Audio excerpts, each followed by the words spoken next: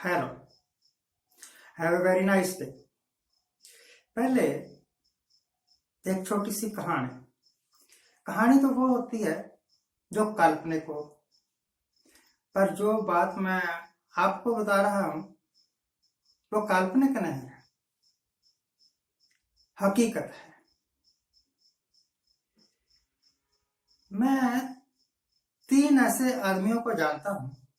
आदमी मतलब पर्सन, इसमें औरत भी हो सकती है, आदमी भी हो सकता है, जिन्होंने साधु संतों के चक्कर में अपनी जिंदगी गुवा ली। एक हमारे मोहल्ले में ही रहते थे भाई साहब। माँ बाप ने बड़े प्यार से नाम रखा था प्रीतम। गरीब थे, पढ़े लिखे भी नहीं थे, दिहाड़ी मजदूरी करके गुजारा करते थे। एक दिन ऊब गए। एक छोटा भाई था, उसने अपना परिवार बसा लिया। ये कुंवारे थे, अकेले हो गए, माँ बाप की डेथ हो गई।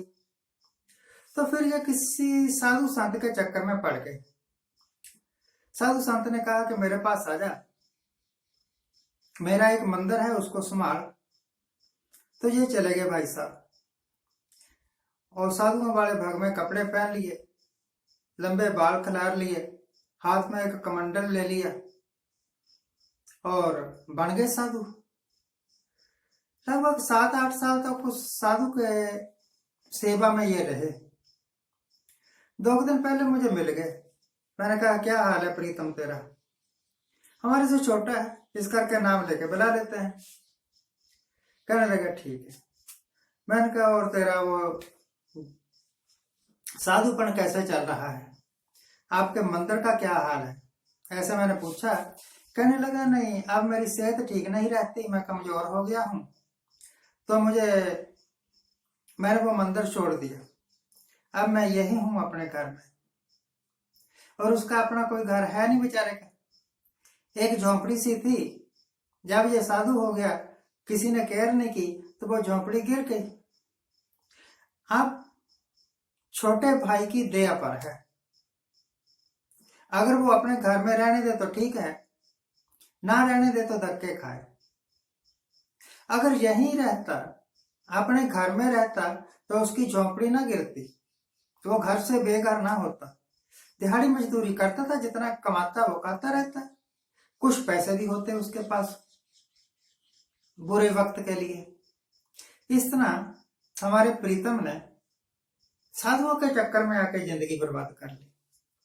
2 लड़कियां हैं, एक तो हमारे ही गांव की है, दूसरी जात की है, उच्ची जात, जिसको उच्ची जात बोलते हैं ना, राजपूत।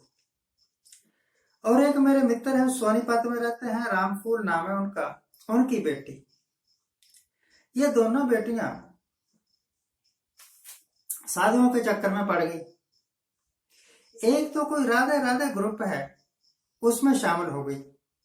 अपनी माता को कह दिया, पिता तो था ही नहीं, माता को कह दिया कि मैं तो अब साधु हो गई हूं, राधे राधे मिशन में चली गई हूं, अब मेरा फिक्र मत करो, मेरा फिक्र तो अब स्वामी जी करेंगे। और दूसरी लड़की, एक अनंतपुरिया मिशन है, मध्य प्रदेश में कोई अनंतपुरियों का डेरा है, वहां से चलता है, उनमें शामिल हो गई। ये दोनों लड़कियां 10-10, 12-12 साल अपने अपने डेरों में रही, उन डेरों में रही जिनमें ये शामिल हो गई थी। सोनीपत वाली अनंतपुरियों के डेरे में, और ये राधा राधा मिशन वाले के डेरे में। मंडी की तरफ था ये कोई। अंत में वो साधु मर गए जिन्होंने इसको शरण दी थी, और जो पीछे रह गए उन्होंने इसको ठोकर मार के दोनों लड़कियों का निकाल दिया। अब ये दोनों लड़कियां, ये लड़की अपने माँ के पास आ गई, और वो लड़की रामफूल के पास आ गई, अपने बाप के पास।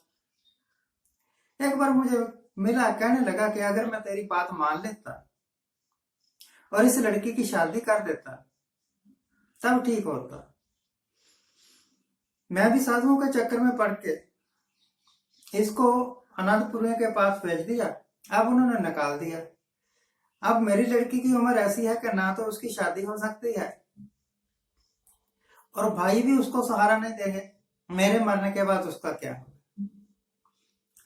तो ये 3 केस जो मैंने आपको सुना है ना, ये भटके हुए लोगों के केस है।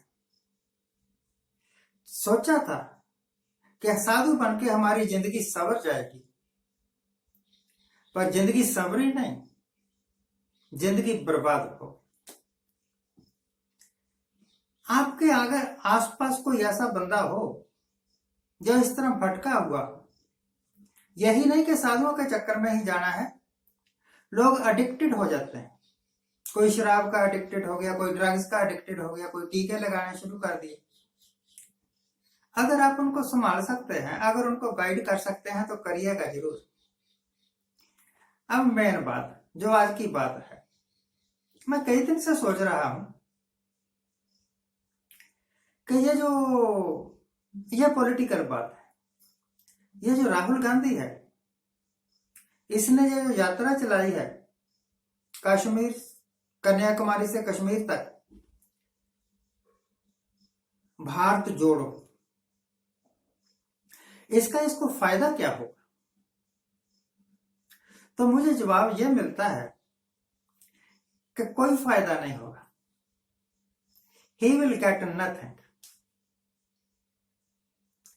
ये मैं कोई प्रेडिक्शन नहीं कर रहा, भविष्यवाणी नहीं कर रहा, जो कुछ मैंने पिछले 10 साल में देखा है ना, in connection to Congress and Rahul Gandhi, उसका यही रिजल्ट निकलता है। आप जितने मर्जी उछल कूद कर लो, मिलेगा आपको कुछ नहीं। इसके 2 कारण हैं। एक तो कांग्रेस को लगा हुआ है शराब,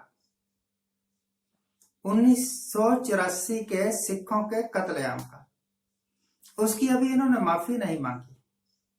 माफी का क्या मतलब, मैं किसी को कत्ल कर दूं और फिर कहूं भाई गलती हो गई, मैंने तेरे को कत्ल कर दिया, मुझे माफ कर दे, तो उस बात का कोई मायने है?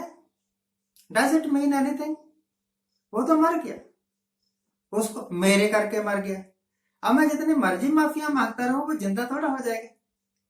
पर फिर भी मन को समझाने के वास्ते इनको माफी मांगनी चाहिए दरबार साहब में जाके, पूरे सिख कौम से, गुरु साहिबान से। और ये कभी करेंगे नहीं, इस करके ये कभी प्रधानमंत्री बनेंगे, ये मैं सोचता हूं, मेरी प्रेडिक्शन नहीं है। और दूसरा, यूपी में और दूसरी जगहों में इन्होंने बहुत रैलियां की थी। इसकी सिस्टर ने, क्या नाम है उसका, राहुल गांधी की सिस्टर, उसने भी बहुत रैलियां की थी और इन रैलियों में भीड़ भी बहुत होती थी, पर वो भीड़ कभी भी वोटों में तब्दील नहीं हुई। कारण पता क्या है? इनकी रैलियों को मिसलीड करने के वास्ते, इस भारत यात्रा को मिसलीड करने के वास्ते, यह जो भीड़ जुड़ती है उसमें से आधी भीड़ बीजेपी वालों की होती है, और जहां पर बीजेपी वाले चले गए वहां पर किसी को पनपने नहीं देंगे। ये तो अंडरस्टूड चीज है। जहां जहां चरण पड़े संतन के, तहां तहां बंटा धार। जिसके साथ भी इन्होंने समझौता किया, उस पार्टी का नामो निशान खत्म हो गया। जिस पार्टी में जो घुस गए, किसान आंदोलन के समय आरएसएस वाले, बीजेपी वाले किसान आंदोलन में घुस जाते थे और वहां पर दंगा फसाद करवा देते थे। इसी तरीके से यहां जो भीड़ जुट रही है, ये राहुल गांधी की नहीं है ज्यादा करके, ये उनकी है जिन्होंने इसको बर्बाद करना है। आज के लिए इतना ही। ये मेरे अपने विचार हैं, किसी के थोपे हुए विचार नहीं है। हो सकता है कि आप सहमत हो सकता है ना। Thank you very much for watching. Thank you.